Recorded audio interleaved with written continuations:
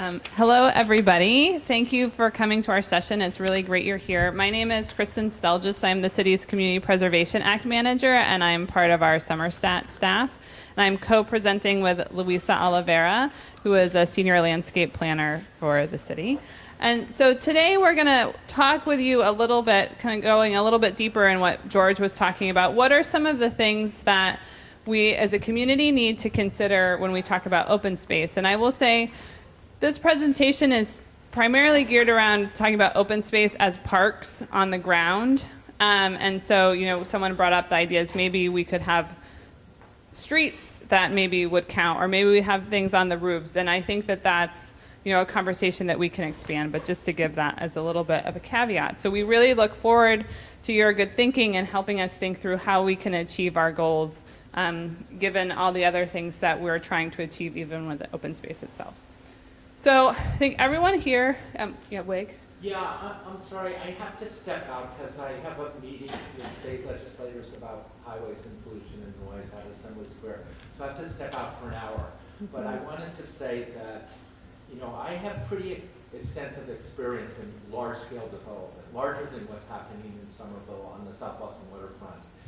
And I believe that our staff does not understand the amount of open space you can integrate with private sector developers without spending a penny of that $6 million per acre. And so I would really appreciate it if people on the staff would reach out to me and we can go over the historic precedents for that. Mm-hmm. Okay? Thank you for that offer, Wig. And we will be talking about privately owned public spaces in this presentation, so we'll get a taste of some of what Wig is talking about, and I'm sure he'll be back to talk about that more later. So we can all agree that we don't have enough open space here, and that we don't want just any old open space, we want high quality open space. And so these are some of our favorite spaces around town. Recognizing that the challenge of creating 125 acres needed a lot of good brains thinking about this, the city has convened the Open Space Creation Task Force. So these are the folks who are on it. Their purpose is to develop a strategic plan for how we can create more new open space in Somerville. And the idea of this group and their timeline is their work is going to inform SomerVision. SomerVision is informing their work. It's kind of going hand in hand. And the goal is that they will finish their strategy memo by the end of the summer, which is right when the SomerVision draft is going to be written, so that they can kind of go hand in hand. What I'm going to do now is hand it over to Luisa, who's going to talk about kind of how we think about open space and good open space within our community context. You want me to click, or do you want to click? No, I can click. Hi there. Thank you for coming. I feel like some of you have probably heard this presentation before, but I will give it again. So one of the things that we need to think about when we're thinking about Somerville's open space is that we are very densely populated, 80,000 people in 4 square miles. We are the most densely populated community in New England. And so the good open space is really within the context of good urbanism. And I'm just going to review, sorry, 2 of the principles of good urbanism fell off this slide, but we'll go through them. Oh, here we go. We're just going to review what makes good urbanism. In other words, what makes the context in which our open spaces are located work in a city context. So the first is walkability. Obviously, on the left-hand side, you can see that the ability for you to get to open spaces in a long block city is much more difficult than when the blocks are cut up and that you have pedestrian corridors to go into them. And you can see this with the barriers that we have in Somerville. When you have McGrath-O'Brien Highway and you have to cross that to get to different open spaces, it creates a barrier. So designing, when you're able to design, for example, in the transform areas, good urbanism will make the access to these open spaces much easier and better for everyone. And here's a difference. You can see kind of the sprawly boulevard shopping kind of centers, and then good urbanism where you're able to walk across the street, you're able to get there outside of a car. So really turning away from the car-driven, car-designed city and being able to get to places in a walkable, within walkable distances. The second is spatial enclosure. Although you may not be aware of it, you are much more comfortable in an open space that has some kind of enclosure where you feel somehow protected. There's this whole like prospect and enclosure kind of idea, and there's a lot of social scientists who will study what people respond to in design.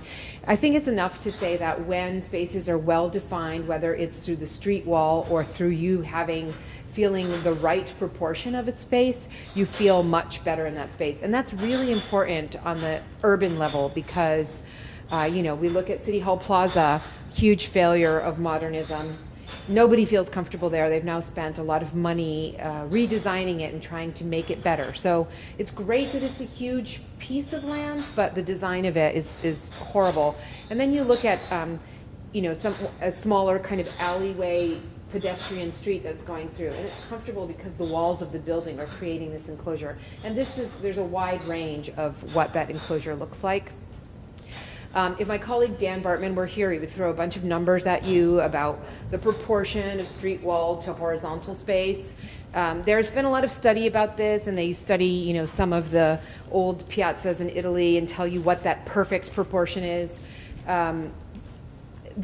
You kind of also can feel it. You feel when you're in a space that's proportionate and well designed, and you feel that comfort of being in a good space versus way too open or way too narrow. And you also feel it in the microclimate when it's windy or you have no sun, so all of these are kind of important, albeit you don't necessarily have to mathematically think about it. I'm saying that you have an intuitive designer in that. But next time you are out, have a look. Like how high are the buildings in proportion to how long the open space is? Is there some defining enclosure?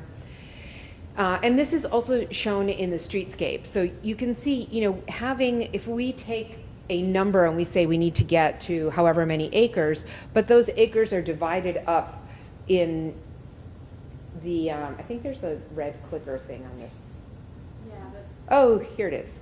If they're divided up in these small little spaces that are not usable versus something that is usable, that's also not going to function well for people to use in a city. So having a defined street wall, breaking that street wall in ways that allow for open space are all very important. And when you start walking around, you'll notice these, and you'll also notice when they didn't get it quite right. So beyond just the number of square feet or acres of open space, the design really matters.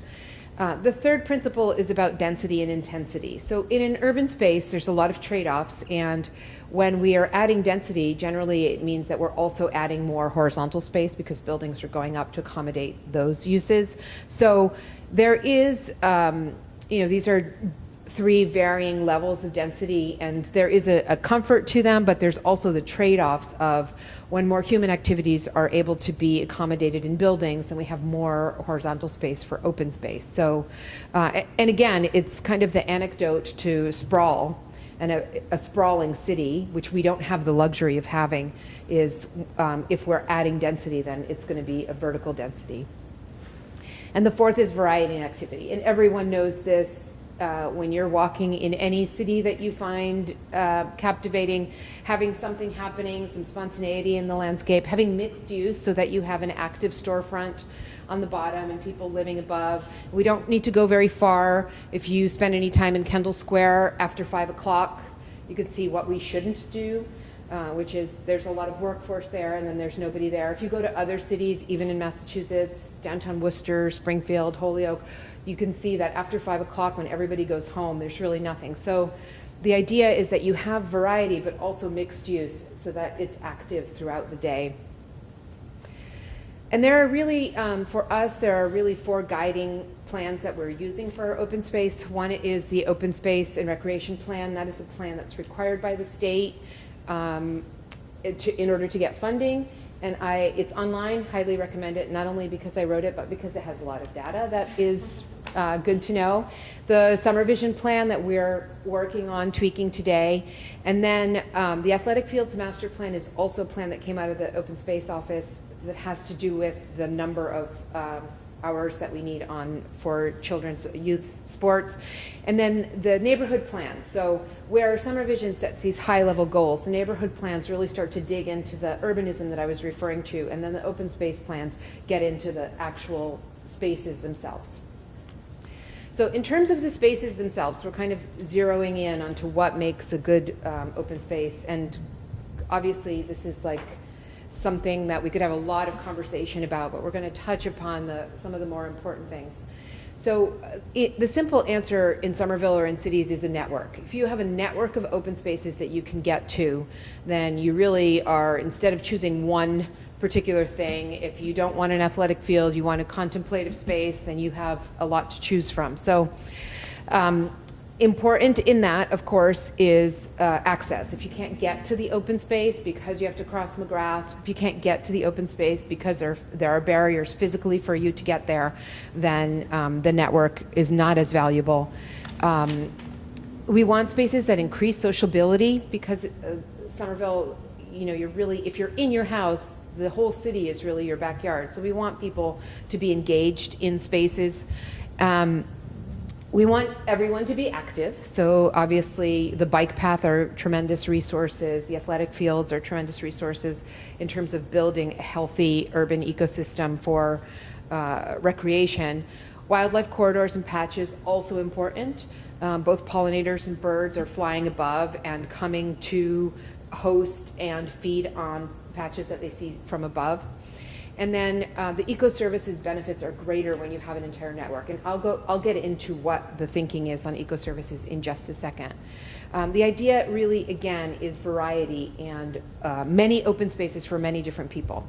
In some ways, we're very lucky in Somerville because this is a Walkshed map. So it shows you within a 10-minute walk, which is half a mile, how much of the city is near an open space. So you can see there are really very few open space deserts, and these are a little bit misleading too because this is done with a tool called network analysis. So it takes into account where there's a physical barrier like McGrath O'Brien Highway, or that then creates a difficulty to getting there in 10 minutes. But one of the benefits of our density is that yes, we can get to open spaces out of a car and within a relatively short distance. And Kristen will talk a little bit more about the measurements that people use to gauge open space quality in a city. And on this one, we do really well, though we have to be very aware of the access point of, our sidewalks, the ways that we get there, our traffic calming. Those are all important parts that contribute to open space access.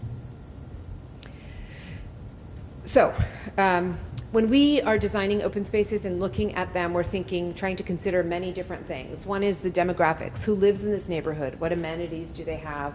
Are there many children? Are there older people? Is there a variety of use both in the neighborhood but in that open space? Because we don't have a lot of open space, we have to think about multifunction. We have to think about open spaces that in the day could be a play space, but in the evening could be a gathering space, that have a water feature, that is also a movie screen. We have to really be thinking about how can we accommodate the most of people, the largest amount of people and their uses. We need to think about the quality of materials. Are these durable? We've come a long way in terms of the tarmac playgrounds that we had, but we now are starting to use very high quality materials. Are they being vandalized? Are they being cared for? Multi-use I just talked about. This is my big thing, is the maintenance. I love to say that we buy these very expensive BMWs and then never change the oil. Open space is not like a building. It is composed of living things that require nourishment and that require maintenance. And when we talk about open space and we talk about generating new open space and designing new open space, we also need to think about maintenance, because they are, you cannot separate them and have a good open space. Opportunities for sociability, we discussed, and exercise, the wildlife corridors, and then the eco-services benefits. And I will talk about eco-services benefits in a second because it's very important. We have 80,000 people in the city and their dogs.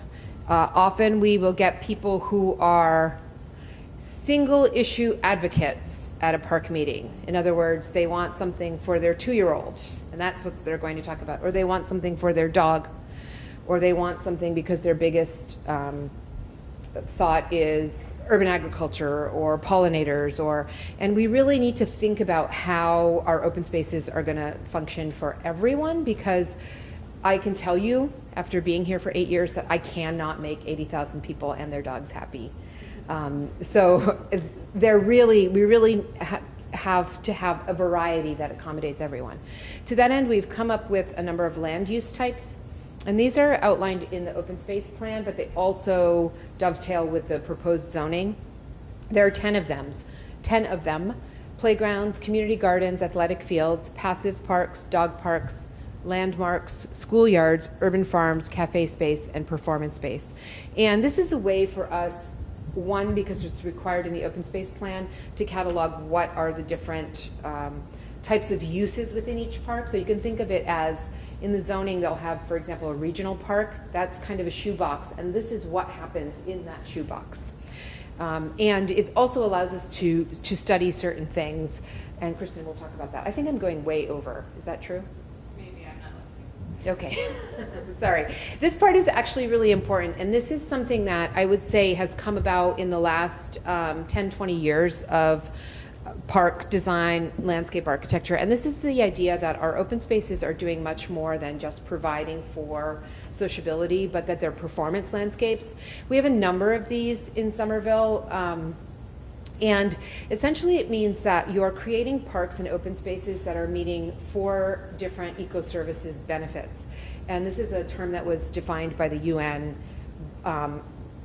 Where it came from in UN parlance, I'm not sure, but we talk about it a lot in park design. So the first is food production. More and more we're seeing that people want community gardens, or they want urban agriculture. Somerville has the first urban agriculture ordinance in the Northeast, so that was kind of a real great push. That we want spaces that regulate natural phenomena. So this is when there is stormwater, there are spaces, for example, Lincoln Park or Marshall Street Playground. A number of these parks have Cultuck chambers underground, so when there is more stormwater, they're actually able to detain that water and slowly release it, infiltrate it into the ground. And we have a number of features like that, or whether it's reuse of rainwater harvest. So accommodating flooding, or more and more with climate change, it's becoming water events. And then providing cultural services. Open spaces should be places where people gather, where they get to know their neighbors, where there's community, et cetera. And then continuing to support the existing natural processes. So plants, trees all perform very important, whether it's creating oxygen or the nutrient cycle, hosting pollinators and birds, wildlife. These are all important natural processes. So in our parks, we do really think about what are the eco-services benefits that we're providing.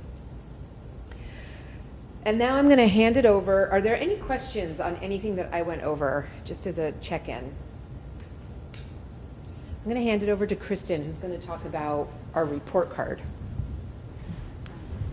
So in SomerVision, first version, there's really only one measure around open space, and that is the number of new acres. And that's a really important goal. It's a really important thing to measure. But with this refresh, it may be an opportunity to think about what other ways do we want to measure the quality of our open space. So I'm going to talk through some of the options. This is going to be kind of like a real smorgasbord approach, so we can go deeper on any of these in the discussion. So one is open spaces % of land area. So this is how we stack up to some other larger cities and some other nearby communities like Allston, Brighton, Boston as a whole. You'll see we're not so high. We're only at 5.26%. So you may want to look at this as an indicator, but one thing to remember, because we live in such a dense network of communities, where there may be limited open space to somebody, if they walk 2 minutes across a city border, they may have open space next to them. So as we're doing network analysis, we may want to be thinking about a broader land area than just the 4.2 square miles that we have here in Somerville. We can also look at open space per capita. This is how we stack up in terms of open space per 1,000 residents. We are the lowest one on this at 1.75 acres. So now this is public acres. This does not include our privately owned public spaces. Is that for us or for anybody, just to make this apples to apples, it's only the public open space. What this number should be, the recommendations have been changing. So a while ago, like in the 80s, the Trust for Public Land recommended 6 acres per 1,000. The National Recreation and Park Association recommended 10. So what would that look like in Somerville? So this small square is if we were to achieve the 125 acre goal, so add 125 acres to what we have now, that would bring us to 3.3 acres per 1,000. That's our current population. If we were at 6, we would be this larger square. And if we were at 10, we would be this larger square, and that would be 41% of Somerville as a whole. So you can see how much of Somerville would need to be given over to open space, which would have implications for things that are currently built and are not open space given how densely built out we are. So we're not the only community that looked at those maps and found that to be a challenge. So in the 1990s, the National Recreation and Park Association dropped the 10-acre recommendation. Similarly, the Trust for Public Land dropped their 6-acre per 1,000 recommendation, and they switched to a measure called Park Score, which looks at a variety of indicators like median park size, percent of land area, spending, amenities, and access within a 10-minute walkshed. Park Score is measured for the 100 most populous cities in the country, which we don't make the cut for that, and it's a weighted measure. So we can't do this perfectly for us in Somerville, but some of these indicators could be interesting for us. So both of those organizations, Trust for Public Land and NRPA, joined up with the Urban Land Institute, and what they're advocating for now is this campaign they have that everyone deserves a park within a 10-minute walk of home. So as Louisa showed us, our 10-minute walkshed is really pretty great here in Somerville. Now we have up here an assembly. This is because of train tracks. This is Draw 7 Park. Why it's like, why are you seeing white exactly next to a park? That's why. And here in Brick Bottom and Innerbelt. Yes, please. Oh, sorry. I was just wondering, is there a minimum park size that counts? Like, so if you're in you're 10 minutes from a tiny little park, that doesn't amount to much space, does that still count? So I think I would have to check. I think the only park that we have that might be like, maybe shouldn't count, might be Paul Revere Park, which is 0.03 acres, is by far our smallest park, but I believe this map is all of our open space.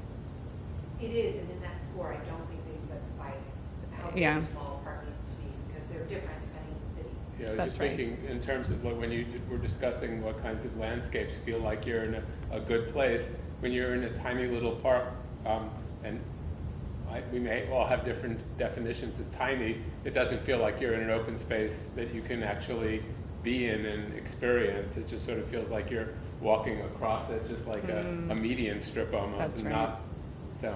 Yeah. Can you give an example, like, we used to like space like that in Somerville? I'm sure they exist, I just, Of a small park? yeah, like when you say. I don't know the Medford name. Street, that one on Medford Street going into Magoon Square, that's like, I don't know, but it's. Oh, open your space. Henry Hansen Park. Yeah. That's the memorial to Henry Hansen, who raised the flag at Iwo, the first one, not the one from the photo. So Tori, and then So, for example, the space provided, I guess maybe this would be a private space at 180 Washington. So I walked with Dan and he's like, this is publicly accessible open space. And like, does that count? Because there's like, their contribution was, is that a public space? let me take. Is it related to the think that's- comment, or do you want? Should I? Okay, so let me. So did you want to say Yeah, something, I was Fred? thinking another open space is the one that's next to the storage area in Assembly Square, which hardly feels like open space when you're in it, but it's open space. I would hate to count that as. Yeah. So I think that this is a conversation that definitely should be had amongst the steering committee and SomerVision as to what counts. Because we have been taking a very narrow interpretation, although we haven't been thinking about size. Right now, if is considered to be a park or a POPS, a privately owned public space, it has been counting. I've heard some people say, well, we should include medians if they have pollinator habitat, host species plants on them. But it sounds like you're saying maybe you don't think it should count. And so I think that it needs to be a really important conversation, is not only how much open space we should have, but what we mean when we say open space, and what are the qualifications. Is it size? Is it ownership? Is it access? Is it that it has to be on the ground? Can it be on a roof? These kinds of Or for at things. least that metric where you're talking, I mean, they're valuable open space for example, drainage, which you might not necessarily feel is a great place to be, but it's essential. But if the metric is about being within a half mile or a 10-minute walk, that doesn't really, being within a great drainage site doesn't feel like meeting the intent of the metric. So there was a hand up, but if you want to respond directly. I do. Okay, all right. I was just going to say you can have small and still feel open depending on the surrounding, like Maxwell's Green, the dog park. I don't know if that counts as one of the POPs or not. It does, yes. Okay, so it is a very tiny space, but you certainly don't feel boxed in because it's right on the bike path and there's so much open around it. So I don't know if that's considered its own separate thing versus the bike path. But So I'm going to let... Just one thing on this. This map has, if you look at the open space plan, it's all of the spaces that are listed there on here. So we're not counting medians but we are counting POPs, and that the privately owned public spaces. And there's a conversation about the quality and how those are designed. But these are parks, not really slivers. And I would say that most of them are pretty decently sized, and although the Middlesex one is a good example of one that's just a lawn. With the exception of the sliver, the tiny .03 Paul Revere Park, most of them are to some degree useful. Paul Revere, Henry Hansen, and those kind of greens, marginal. But Okay.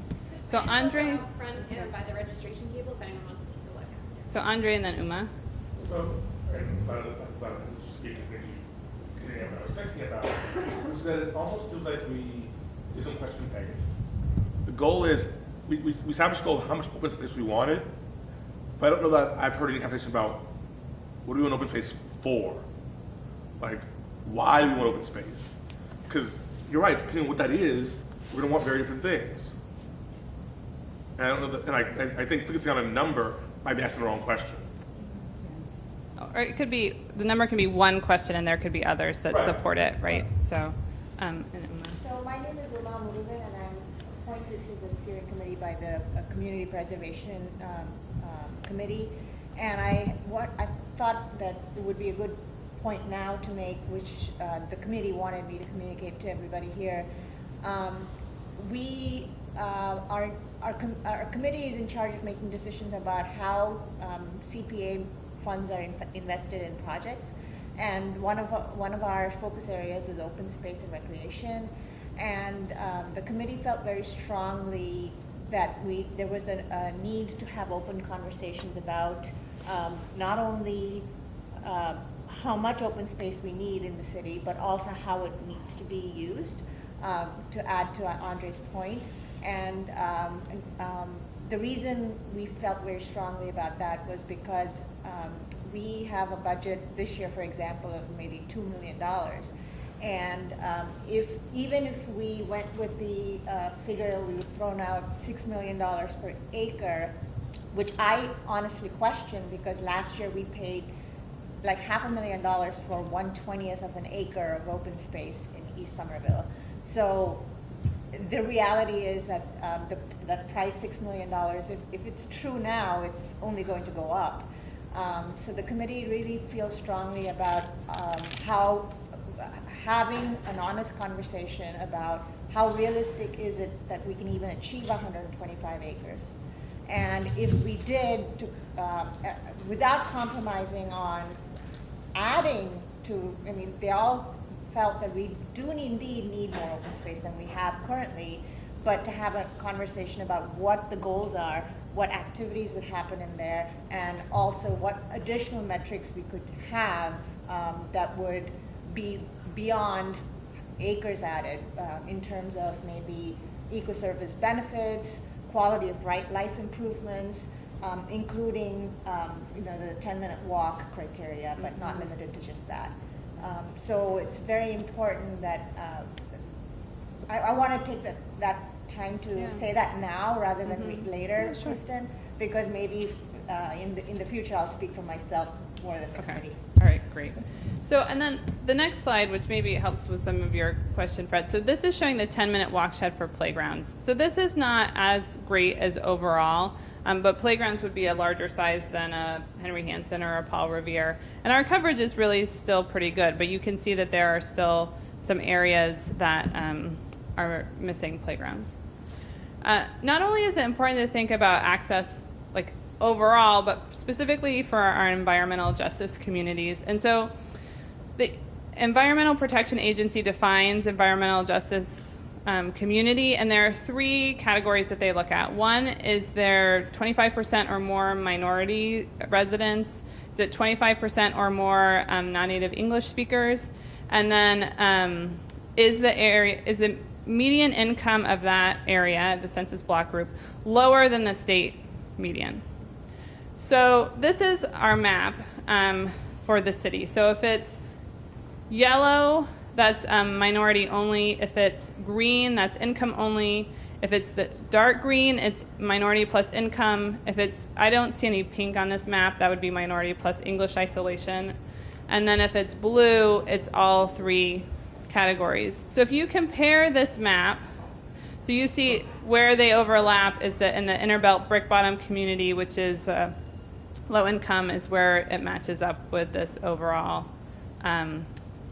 blank spots on the map in terms of access to open space. But one thing I want to say about this is just saying, this is just access. Can you walk there within 10 minutes? It's not talking about the quality of the open space you're walking to and how easy is it to walk there. Because like, for example, if you're living in the this community around the Healy and the Mystic, where it's a minority and income qualification, the Healy schoolyard needs a lot of improvements. It's difficult to access if you're on the lower level because of the bluff there. You can access the Blessing of the Bay, but you have to cross under 93. So it's like, it counts, but we need to be thinking not only about filling white space on the map, but making sure that the experience of walking there is a positive one and that you have something great to play on when you reach there. Another thing to look at is access to amenities. So this is how we stack up compared to the park score communities, which is the 100 most populous cities. So the top bar is the maximum in that group. The low bar is the minimum. The orange bubbles is the national median, and the blue bubbles is us. So we do really well on dog park access, playground access, access to water play, and basketball hoops. Our number is low because I didn't actually go out and count the basketball hoops. I just assumed that there were probably 2 if you have a basketball court. And I think some of these places have more. Where we don't do so well is park size. Access to restrooms. So this is our restrooms only. This is restrooms plus porta potties number, and percent of land area that's open space that we talked about earlier. We can also talk about need and fulfilling need. We hear that there are 2 big unmet needs. One is around community gardens, and the other one is around athletic fields. So I'm going to break those down a little bit more. So if you look at the 10-minute Walkshed for athletic fields, we look pretty good, but it matters on where you live, where your game practice is happening, or your actual game, what type of field you need. So we have heard that there are 3,000 hours that we weren't able to permit that had been requested. And so just to show you, per the athletic fields master plan that Louisa talked about, we have plans to expand our capacity. So we're adding lights to the Doughboy Auxiliary Field, and peak hours is the hours of like after school until I think it's 9 or 10 o'clock in the weekends. So these are the hours that people actually want to play, not like at 11 o'clock on a Monday morning. The Somerville High School, which is a under 12, a medium size, although non-regulation, will add additional hours. There's plans to put a U12 field at the Healy School. There's going to be a request for proposals going out, if it hasn't already, that we'll start developing the design for that. And there's plans to do a new park, Charlestown Street. This is taking it's part of the Target parking lot and some of the land that the MBTA owns next to that. And there's plans to add athletic fields there. So hopefully in the next few years we'll be able to meet our unmet need, but it's still a very felt need now. We also have a long wait list for our community gardens. You can see our coverage isn't as great here, and this is the breakdown. The wait lists are managed by the garden managers. 8 of 12 of them have reported, and there's 122 unique individuals on the wait list, where the wait list by garden goes from Allen Street at 8 to Tufts at 29. But if you added this up, it would be more than 122 because people can put themselves on different wait lists. Another thing we could look at, to Luisa's point about maintenance, is the physical conditions of what we already have.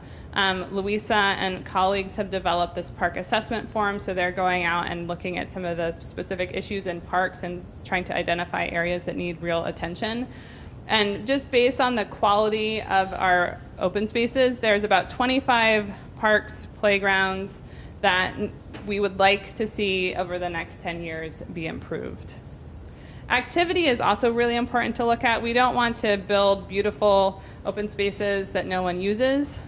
We want people to actually use them. So this is an example. This is Kenny Park. If you love it, Luisa was the designer. You should thank her. And we did an exercise where we measured the activity in the park before these beautiful movable chairs were put in and after. And we saw a big increase in the use after these chairs were included. Another thing we can look at in terms of quality is these are key quality that are defined by Jan Gale, who, if you know anything about urban planning, he's like a really big deal. But his team came and worked with the city in 2016 to look at the quality of our open spaces, thinking about things like protection. So like Luisa was talking about, do you feel like a big old lion is going to come and eat you in this park, or that you'll be run down by cars? How comfortable you are, and how well do you enjoy that space? So there's a whole methodology for that. And if you're curious about reading the outcomes, it's in this Public Space, Public Life in Somerville, Massachusetts report. And of course, new acres of open space. That's where we started with SomerVision 1.0. We have the 125 acre goal. As George showed, we are on the way to getting just under 20 acres since 2010. That includes 5.8 acres of POPs, the privately owned public spaces. In our neighborhood plans that are existing, we have planned for another 12.25 acres, of which the city has committed to creating 8.55 of those acres. So remember that number. So if you look at where we are, so if you look at what's created and in progress, that gets us down to 105 more acres to create. If you include the planned plus the recommendation from the Open Space Creation Task Force on the transformative areas, which is adding 61 acres there, that brings us down to just under 32 new acres to identify a spot for. So what is this going to cost us? So if we do the math that George talked about, which we're assuming based on recent acquisitions, land sales that we've seen, based on actual prices for design and actual prices for constructing our new parks, it's $6.2 million an acre. But as Uma pointed out, that's like going up every single day. So if the city just paid for what it committed to doing in the in the neighborhood plans at 8.55 acres, that would cost $53 million. So that's 40% of our contribution to the high school project, just by point of comparison. If we were to pay for the whole 105 acres that we still need to buy, that would cost us $652 million, which is 5 times the cost of the high school project. And I can tell you is more than our entire capital improvement plan for the city. So we need help. We're probably not going to get there by ourselves. So what are the tools in the toolbox for actually going out there and creating open space? I'm not going to go in depth in these, we can talk more about them, but buying and building, repurposing existing land that's being used for other things, asphalt reclamation. Now this is more taking medians and putting things on road diet, so it may not feel like a park, but might give us a different kind of open space, such as pollinator habitat. We've talked a lot about these POPs. And also, maybe a future land trust or community foundation could purchase land or receive it as a donation. Yeah. So one of the things that I keep thinking about when we talk about finding open space is whether we can create it over the railroad right-of-ways, because that would create bridges to communities, make walking more possible, so not for cars, create promenades, create places where you can plant things, maybe not trees, but just, it seems like there's a lot, that's one of the things we talk about that really sort of divides our city, and it seems like that those are huge spaces that are wasted right now. Right. Yeah, I think we're going to need a lot of creative thinking What would like it that. cost to do that? I know that working with the MBTA would be a nightmare in some cases, but what is the cost cheap? It seems like when you're not buying land, it seems like it would be a lot cheaper. So I think Lisa, help me, is it 2.6 is the design and build cost? It's $4 million for the acquisition. Does that sound right to you? Yeah.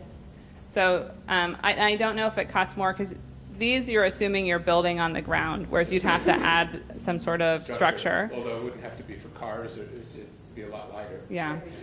You're creating a structure that goes over the railroad. That's right. Yeah. I would imagine that would be much more expensive than actually buying land.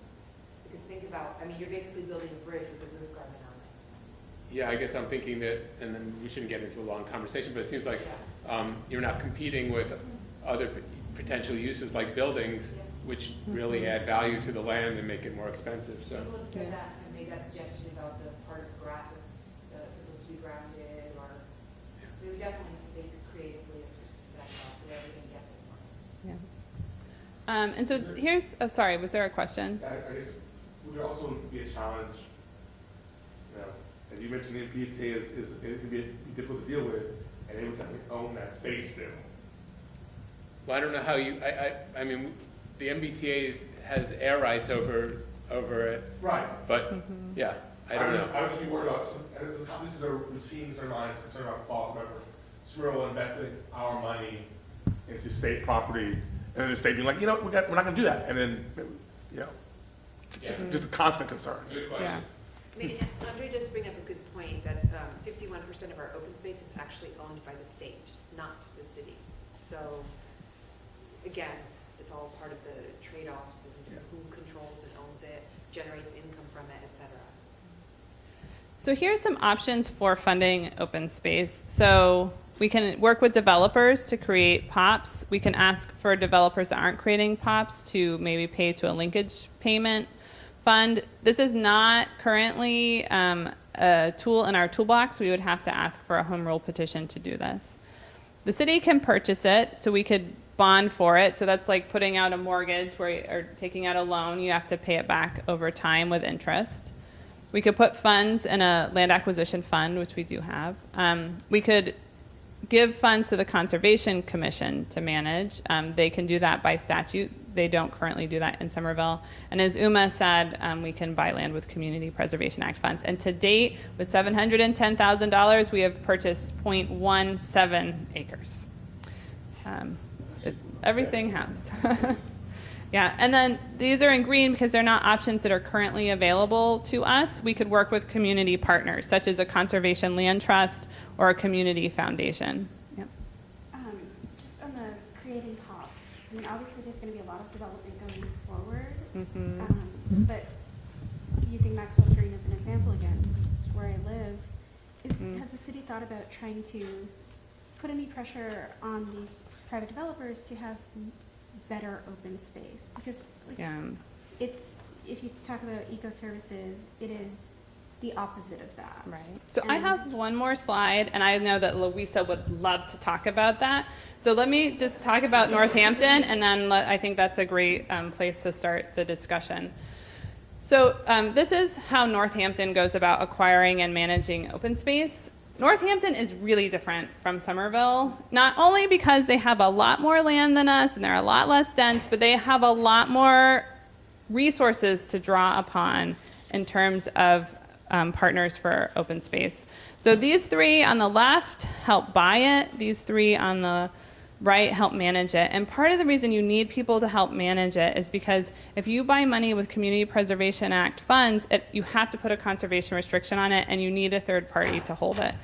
So I'm trying to convince Kat to work with me on doing this for CPA here in Somerville through groundwork.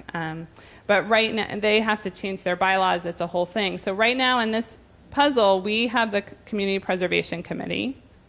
Great. We have a Conservation Commission, but it's not part of the open space acquisition ecosystem. We don't have a community foundation. I'm trying to convince Kat to take on a land trust function and groundwork, but it's in progress. Our spaces are small enough that it's difficult to attract a Mass Audubon or trustees of the reservation to partner with us or hold things. And we don't have a Friends of the Northampton Parks and Rec equivalent.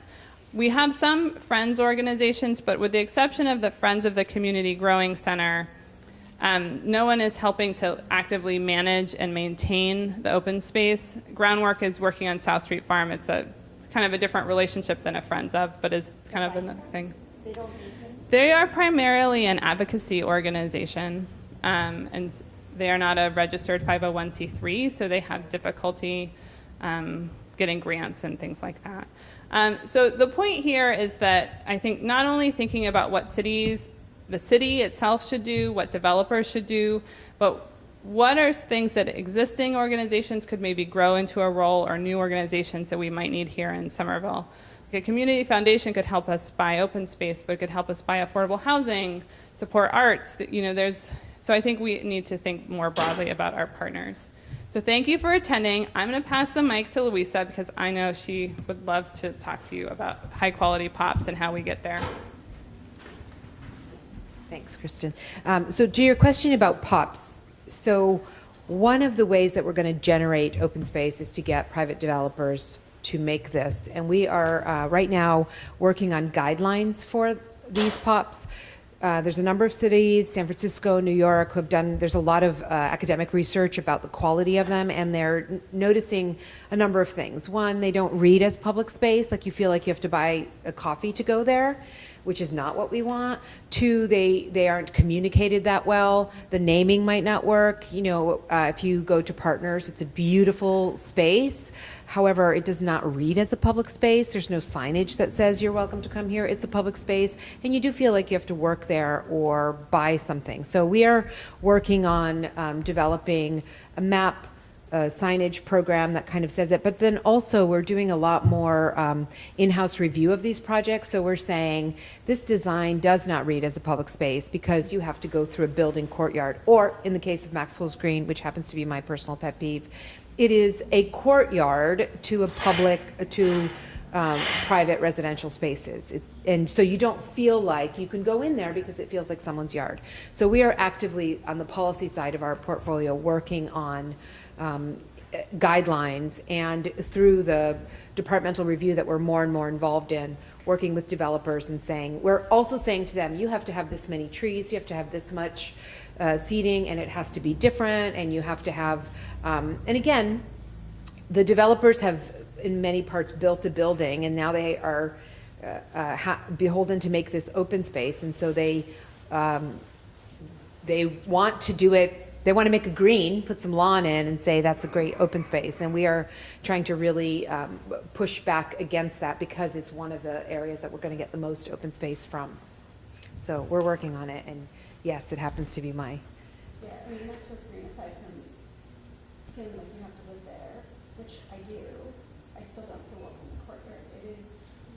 They have landscapers literally every day and change things constantly. It is the least eco-friendly which is absurd to me that that's. So the other thing is that, we're seeing that there are these agreements and covenants where sometimes the developer is developing the park, but we're owning the open space and then need to maintain it. So we need to be involved in making sure that we are putting something there that's maintainable. Other times, they are maintaining the space, and then we need to make sure that they're actually maintaining it. So there's an enforcement component of this as well. And it can get very complicated because it's not like a yard. These are trampled by 80,000 people, and so the maintenance is pretty crucial. So, we're very fortunate because unlike New York and San Francisco, we have a handful of these, so we're still at the point where the guidelines will make a difference. But there's a lot of things to consider for sure. I literally didn't know that parking space was open, this is public space until just now. Like, Well, go and roll around there. It's yours. Yeah. So we're done talking at you. So this is a time to ask us questions, to talk amongst yourselves. I think there's been some really interesting ideas that were brought up about quality of pops, where we can make new open space, what should count as open space, who is the open space we're creating for, and how should that drive our decision-making around SomerVision, which is all great, but we'd love to hear more. I know one of the discussions that's been happening in the zoning, and Tori might be able to talk more about it, is that when developers have an open space requirement, and they end up making really largely unusable or tiny or inconvenient open spaces, and in that case, either the project should be redesigned to create meaningful open spaces, or the contribution towards some city fund for open spaces, or the open space requirement should translate into a contribution to a fund, because these little marginal things like the developer in Union Square putting tiny little margins of grass along Webster Street or whatever, it doesn't help anybody. Nobody's going to want to be there. So anyway, just trying to figure out like how to extract meaningful benefits from developers. Yeah, and we're really working on that. And just because I talk about measurement, and I'll get to your question, a lot of communities will count that towards their open space. So they'll say, we've done this development and it's 50% open space. And you go in and you're like, where's all the open space? And it's because they're counting all the sidewalks and all these remnant pieces. And so I think that that's part of the conversation too, is like as part of what we're counting as open spaces, can we count that? I mean, it's better to have that be grass than asphalt, right? But is that really what we're going for? I think is a broader conversation. So point well taken. You had a thing. Sorry I'm late, my name is Elijah. I was curious, it seems like it's a very expensive goal, and you did mention the kind of give and take. Developers are spending money on open spaces, a few less units of housing they might be building on that equivalent area. Is there, kind of how Fred just brought up this idea of meaningful open space, do you think there could be some wiggle room for parcels that really don't have any opportunity for meaningful open space to either a transfer of open space requirements in some way, so that we can get more housing where open space isn't really going to be viable anyway, at least, and we can get meaningful open space where we need it, where it's accessible and not just a strip of grass. Yeah. So one of the things that has been talked about is, like, we have a linkage fee for housing that's kind of the same thing. It's that you have to be, over 8 units, provide so much, but the math works out, but you're supposed to provide a quarter of a unit. How do you do that? You can't really do that.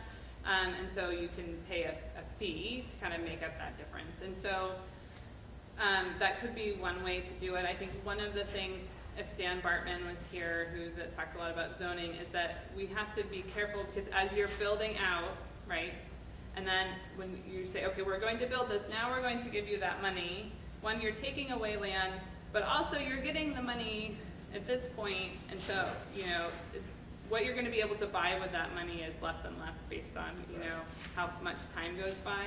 So I think it is a tool that we could put in the toolbox, but we need to make sure we're using it strategically and are really thoughtful about that. And, kind of my point about the Northampton piece is that to achieve our goal, we need as many tools in our toolbox as we can possibly get. Tori, and then. This is a challenge, and I've spoken at it at city council meetings. I want to stop the sort of trope we have of affordable housing and open space. Does not serve us. I think if we agree on density, we can have both. In fact, I think it's one of the only ways we have both. I will not continue this dialogue where it puts people against each other who have the same interests. So that's my challenge to all of us, because I am an affordable housing advocate, and I'm an open space advocate, and I know people, we cannot deprive residents and children of open space, which nurtures us in ways we can't even imagine, because when was the last time you saw a butterfly and was just wowed? When's the last time you saw a lightning bug and your whole world became enriched? To deny ourselves and our children and our elder people, everybody, that sort of life is in exchange for saying that it's, in exchange for housing. It does not have to be either or. So that's my challenge. Please, let's work together, because I no longer support that belief. So, thank you. It kind of builds off of that. Like, if we are building these really dense spaces and allowing the developers to just hand us money instead of putting the space there, great, we have affordable units, and you're in an open space desert. You're just surrounded by the buildings and the developer who's put it up there, and you've got a place to live. And, I think about Assembly. If you're in an affordable unit at Assembly, you're probably not parking a car there, and it's not a great walkable place. And if there's no open space, and we're doing that again at Brick Bottom and at Boynton Yards, it's the same problem. You're stuck without access to anything. The people who can afford to spend $3,000 on a one-bedroom can afford to drive somewhere else. The people who need these affordable units can't. And I'm not going to speak for the CPC, this is me personally, and I agree 100% with Tori. I think density is definitely part of the solution, must be, we don't have a choice. But I'm a little bummed out that the form-based zoning that we've gone down the road of is not going to allow greater density in some parts of the city, which goes back to what Andrea was talking about this morning. Right. So, I don't know. Which is great that we're having, which is great because we haven't finished the zoning. And Well, we can yes. allow for variances and height bonuses, and I'm so ready to go there with everybody, because, again, I feel like our needs and desires are aligned. And I'm just gonna say that we need to start looking at the maps of the zoning, because certain counselors have put amendments to the maps based on considerations of their constituency. And I'm gonna bring up Beacon Street, where there is a desire to have one-story commercial buildings, keep it all mostly residential on Beacon Street. And it's hard if you're a counselor and you have 300 signatures of people who say, we don't want Beacon Street to be developed as much as they're saying. We want to keep our homes and our neighborhoods the same. My two radical ideas, one is that our main thoroughfares, no height limits. And Give me love. And two, maybe we should think about getting rid of the whole idea of neighborhood plans, because neighborhood plans are basically NIMBYism in action. We got challenges, yeah. So, just so we can pay attention to who's speaking the loudest to say, this ward, we don't want height, but yeah, send it to Why am I not running Somerville. for city council so I can say things like, I don't really care about So the character? that's something we need to think about. George, did you come up here because you wanted to contribute? I couldn't resist when you dove into zoning. I just hope that everyone will look at the ordinance that's in front of the board right now, not as a finished product ever. The idea that we're going to create the perfect zoning ordinance and be done is just not a world of reality. I think that what we have presented to the board is a way of operating, a better operating system than the system we have today. And I will guarantee anybody that the map will not be perfect, and that the height limits will not be perfect, and that the districts will need more work, and that if we spend the next 6 years trying to get it perfect, we will continue to operate under a completely broken system while we spend 6 years trying to get it perfect. And Dan Bartman often compares the circumstances of what we're dealing with zoning to the way you look at computers, where you have an operating system and programs built on that operating system. We've structured a far better operating system. We can try to establish what every program should be now, although I think that's going to be very difficult to do. Or if we get to the point where we do say, okay, let's adopt this operating system, I don't think anybody's sitting back and relaxing the next day. I think that we need to keep on going to make everything better throughout that process from that point forward. So are there things we should do right away before we pass it? I get it, fine, sure. But at the same time, if we try to do everything before we get it passed, we may never get there. And that's one of the things that worries me. But I do think, though, there's plenty more to do. So I actually really like the operating system metaphor, because it gets at the problem we were talking about earlier, which is the current operating system has built-in inequities into it. And therefore, all the programs that run on that operating system have those built-in inequities. I fully agree that we cannot come up with perfect zoning. But I still think this operating system, while it says, oh, look, there are inequities, and then doesn't do anything about them. So we should propose a zoning system that starts, I concede, will not complete the process of addressing the inequities, but currently doesn't have systems to address them in it. Or stop pretending we're gonna get 125 acres. I mean, I'm sorry. That's for all right. you. No, everyone's I know opinion this is is such a welcome. juicy moment, but I wanted to give you guys a heads up that people are going to start coming in here because the lunch is out, buffet in the hallway, and this is the lunch room. So you're welcome to continue this conversation, but just to give you a heads up, people are going to start filtering in, and then if you wanted to start filtering out to get your lunch, we'd understand that too. But I really, hope you continue to bring these conversations up because we need to keep working on them clearly, and they're such an important part of the conversation. So, looks like people are hungry, so they're going to go. But so thank you for attending this session. We really appreciated it and all your good thinking because it's going to be so important to us. We need to really get creative around open space. You want to say any final words? Thank you. I'm glad you care. Yeah,